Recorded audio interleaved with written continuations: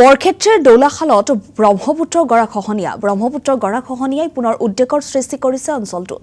আতংকৰ মাজত দিন কটাইছে ৰাইজে। স্থায়ী সমাধানৰ দাবীত চৰকাৰক আহ্বান ৰাইজ তথা বিভিন্ন দল সংগঠনৰ। দৃশ্যাংশ দেখুৱাইছো বৰক্ষেত্ৰীৰ দৌলাখালত ব্ৰহ্মপুত্ৰৰ গৰাখহনীয়াই পুনৰ উদ্বেগৰ সৃষ্টি কৰিছে অঞ্চলটোত। আতংকৰ মাজতে দিন কটাইছে স্থানীয় ৰাইজে। স্থায়ী সমাধানৰ দাবী জনাইছে চৰকাৰক আহ্বান কৰিছে স্থানীয় ৰাইজ তথা বিভিন্ন দল সংগঠনে।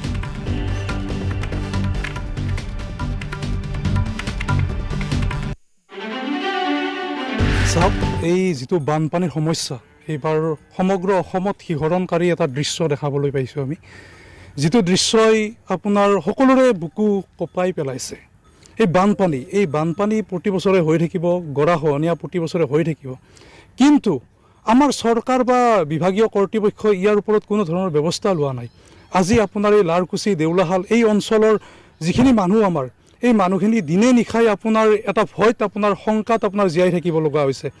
এনেকুৱা এটা ভয় হৈছে যাতে আপোনাৰ আমাকো এই শিৱসাগৰ বা আপোনাৰ যি উজনি অসমত বানাক্ৰান্ত হ'ল মানুহখিনি, সেনেকুৱা এটা পৰিৱেশ ইয়াতো হয় নেকি, তেনেকুৱা এটা ভয় শংকাত জীয়াই আছে।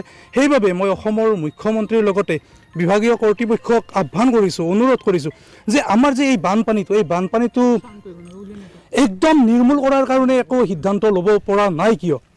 আজি ইমান দিন আমাৰ ইয়াতে বানপানী হৈ আছে, নদীৰ গৰাখহনীয়া হৈ আছে, এইবিলাক কিয় হৈ আছে, এইবিলাক কিয় ওপৰত ডিছকাশ্যন কৰা নাই আমাৰ বিভাগীয় কৰ্তৃপক্ষ তথা চৰকাৰে।